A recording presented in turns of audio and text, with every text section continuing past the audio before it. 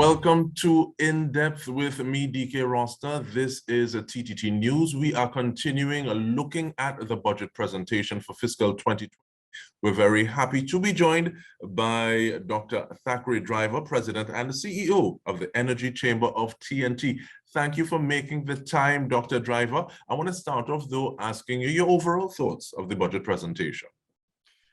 Well, I think really what we see from the presentation is the government trying to chart a path forward, obviously out of a very difficult circumstances that we're in, and trying to find ways to drive some of their big agendas around digitization, trying to encourage exports. And then in the energy sector, obviously, there is this the whole context of the energy transition. So trying to move towards greening transport with the removal of the duties on electric vehicles, and then this commitment to this overall reform process, a big review of all of the energy sector taxation. And what kind of feedback are you getting, and what are your own thoughts at the way that the barrels of oil or the price of oil has been pegged going forward at $65 a barrel? Well, I mean, generally, my general feeling is that that's, looks like a pretty reasonable number, given where pricing is at the moment and what all of the international analysts are saying, that the prices look fairly robust. I think the big issue for Trinidad is not so much the price, over which we have no control. The big issue is around production, and what can we do to spur investment into our oil and gas industry as we're going through this energy transition, to allow us to increase production of natural gas, so that we are using all of the assets we have, and of oil, so that we don't have oil stranded and left in the ground when the world stops using oil in the future. And in terms of maintaining or even improving that efficiency, what are some of those things that we need to look at to say, okay, well, if we're doing this, we should be in a better position? Well, really, I think what the key for it is driving the investment decisions into the upstream oil and gas industry, and then the investment decisions into the renewables and into energy efficiency. So it's really about driving that investment, and the key thing that I think that we need to be monitoring is what is happening with those investments. And is it a matter of saying, okay, well, we're focusing on efficiency so that we can't necessarily spend as much time on transition? How do we look at that? Because sometimes it feels as though focus is placed on one to the detriment of the other. Well, I see really the efficiency is the key item, which has to drive that transition to a lower carbon future. So energy efficiency, so that the efficiency with which we use the natural resources we have, getting more for what we produce, I think is what the key is. So we know that we have wasted a lot of energy in the past. I mean, physical energy, we wasted gas in power generation and electricity generation, which we're not careful about how we use electricity in the country. We waste a lot of fuel in our transport network because we don't have public transport working efficiently, and a lot of people just driving individual motor vehicles. So we need to get all of those sort of things fixed if we're to be more efficient in how we're using the resources that we have, and that is what the key is to driving this transition to becoming a lower carbon economy. One of the things that I found interesting is, yes, it is well and good to say, okay, well, we're reducing taxes or perhaps removing them altogether on certain things, but infrastructure, what infrastructure is needed? And I ask that in a twofold question. One, for the investments that you speak about, so that there can be the upstream, the work that is done upstream in terms of like value-added products. How do we get more bang for our buck? Also looking at the fact that the infrastructure for electric cars, CNG cars, what do you see is needed for things like that to work out? Well, if I take the electric cars as a starting point about infrastructure, the infrastructure is already in place across the country for electric cars, which is that people have electricity in their homes.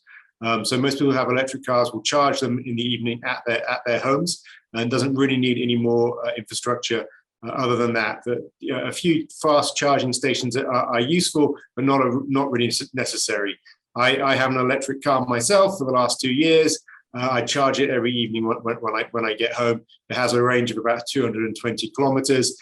You very rarely are driving anywhere near that much in Trinidad. So the fact that we have an electricity sector which is out there at everyone's houses already, I think means we have the infrastructure in place for electric vehicles. We should be moving on that fast. The key thing we need to drive forward the electric vehicles is having cost competitive brands in the country, with vehicles which are at a similar level or cheaper than the internal combustion engines. So obviously removing the taxes has been a big part of that, to try to make them cheaper. But you also need to encourage dealers to bring in more brands. So I think the thing that would be nice to see the government adding to that removal of the taxes on electric vehicles is a commitment that a certain proportion of the government procurement of vehicles will also be electric vehicles as well. That will encourage the dealers to bring in a greater variety of brands for people. In terms of the infrastructure that we need upstream, obviously those are investments which the major multinational companies will be making in the platforms and in the pipelines. In the drilling and the exploration work to bring those resources to the market. So it's about creating that climate, as the Minister of Finance was saying. We're a mature oil and gas province, so you've got to look at your taxation regime, which is going to make it attractive to bring those investments to the country. If we do that, then we will see the investment dollars flowing in, and you'll see the infrastructure being put in place on the upstream side. In terms of becoming more energy efficient, a lot of that is again investment which will come from the private sector, about people retrofitting buildings, investing in energy efficiency in factories. And commercial buildings and individuals in their households. So that's where those investment dollars will come from. Obviously, an increase in electricity pricing, which seems to now be on the table, will help make the economics of making those investments better, and will drive people towards that. Because the good thing about electricity is actually a lot of us can pay a higher rate while keeping our electricity at overall bill at the same level, if we're simply just more efficient in how we're using electricity, which we have. And that is something that I want to come back to in just a bit, but getting back to the electric cars and the specific issue of personal ownership. Answer the person, Dr. Driver, who says, I have a mechanic. He's been working on my car for X amount of years. If I get this electric car, what is going to be his position? Or what is going to be our position? Because he knows how to fix a certain type of vehicle. Where do I go to get my tune-up, to get my maintenance, to get that work done? Okay, well, the first thing to say for the owner of the electric car is that you will have a lot less maintenance. There's a lot less maintenance on an electric car than there is on an internal combustion engine. That is just the nature of it. The electric engine has a lot less moving parts, a lot less things to go wrong, and there will be a lot less maintenance that people have to make. So it's a much cheaper vehicle to run than an internal combustion engine vehicle. You don't have to go. Your regular maintenance is annual rather than quarterly. That makes a big difference. Now, what does that mean for the mechanics? Now, that is I think a more challenging question, and so that is where you have to help people then retrain, move into different areas, because this change towards internal combustion, away from internal combustion engines to electric vehicles, is going to take place. So people need to retool and reskill themselves, and that's where assistance from the government will be needed for people to help them through that process. And that's one of the things I think about when I think of infrastructure, because bringing them in is one thing, and some people say build it or bring it and they will come, more people will adopt. But in terms of looking at the entire ecosystem is something that I think is also important. So we look forward to that with fingers crossed, bated breath. Sure. I think that there's, there are training courses which need to be put in place, but those are not, I don't think, very difficult. This is not a new technology. It's a technology which is widely used in the rest of the world, and that will happen inevitably. It's not that we are also moving away tomorrow from internal combustion engines. This is a long process. It's going to take many years to go through this transition. Long process, but one that needs to begin. We continue the conversation with you, Dr. Driver, President and the CEO of the Energy Chamber of TNT, when we return. Stay with us.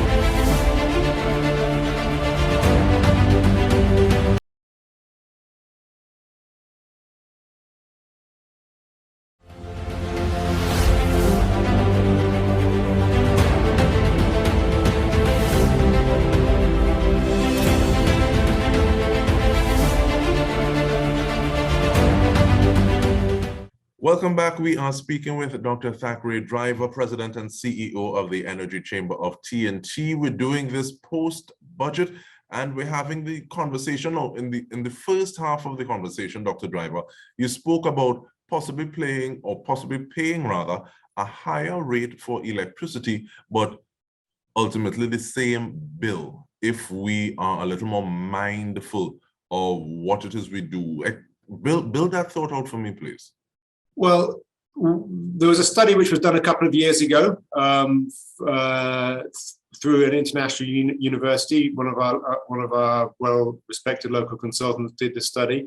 They found that the simplest energy efficiency measures could reduce electricity consumption in most government commercial buildings by between 40 and 50% without any additional investment, just by simply following some basic management rules, like turning off lights in the evening when you leave, not leaving doors open with air conditionings running, these sort of things, which actually take very zero or very minimal investment to make. So people can reduce their actual electricity consumption really very easily. A lot of people can, and a lot of commercial spaces can.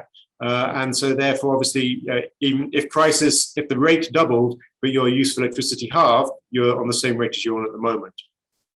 And saving money is one thing, or maintaining a level is one thing. But talk to me a little bit about passively earning money. When are we going to get to the point, or what are some of the things that we need to put in place? Because we hear conversations about having electricity from domestic spaces go back into the grid and what that would look like. How does that sit with you? How does that look from your point? Well, the first point to make is that if we use less electricity, which at the moment is entirely from natural gas, so every unit of electricity we save is a unit of natural gas, which can go into LNG or the petrochemical industry and earn US dollars for us. So simply by using less natural gas going to electricity, we will be earning more income for the country, because we have the capacity to take more natural gas into our petrochemical sector and into our LNG industry. So that's the first basic point. And then when it comes to the individual householder, we don't yet have the structure in place which will allow people to generate their own electricity and feed it onto the grid. But those plans are coming. That is about having the right way to have some sort of feed-in tariff, and there's different ways of doing it. Different countries have different mechanisms for doing it, but basically, you can generate your own electricity from solar panels during the day, and sell that into the grid, and then during the night when you're not producing the solar energy, you take from the grid. So that's the basic structure, and that is not a particularly difficult thing for us to implement. It does need some changes to legislation, which we have been promised are in train. One of the things I've been looking at is the fact that you were recently a panelist on future and online learning quality. And this takes me back to the conversation of building capacity for mechanics and people looking after some of those vehicles that are supposed to be on train coming to Trinidad and Tobago. Building out that conversation, what does education look like to you? And this is someone who looks at trends both in energy, your academic training as a historian. What do we need to do in terms of riding the waves? Because these trends seem to be coming faster and faster with the advent of each innovation. So what do we need to be mindful of moving forward? Well, I think obviously what we're seeing in terms of skills development and skills acquisition is this sort of automation of a lot of tasks. So people will, an individual technician going to fix a piece of equipment in the field is going to have the information at the fingertips about how to do that job. What that actually probably will mean is that we need to have more people who can multitask, so that the information comes to them, they can do the basic skills, but they will actually have they don't have to be a specialist in each piece of equipment, because they will be able to access that information. That seems to be the trend. Some of the basic jobs, things before where you would put up scaffolding, to do an inspection now can be done by drones or by crawlers crawling inside tanks and things like that. So some of those basic jobs are changing. That is just the nature of what's happening. In terms of what that means to the education system, I think it means, and I'm not the person to really talk about this in any detail, but I think it means a total rethink of how we go around our education system.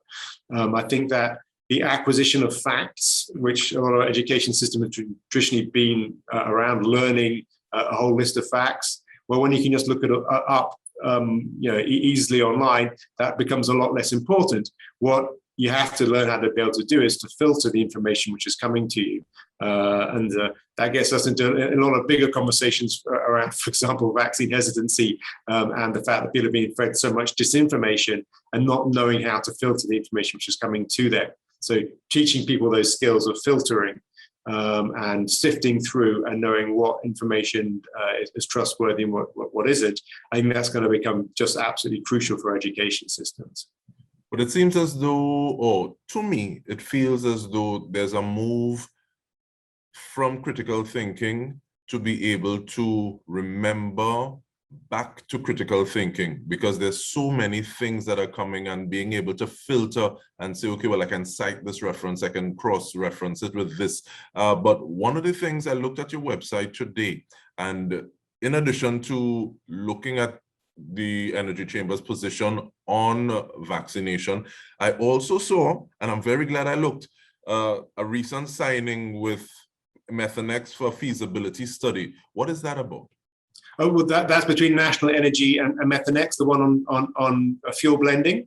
Yes. Well, okay. Also looking at a feasibility study to explore viability of methanol. Yes. As an alternative fuel. Yeah, exactly. So methanol, which we are world leaders in producing here in Point Lisas, can be used both as a feedstock into further petrochemicals, and goes into sort of plastics and coatings and coverings and those sort of things, petrochemicals. But it also can be used as a fuel, and it is currently used as a fuel in a number of different applications. One of the things you can do is you can blend it with gasoline.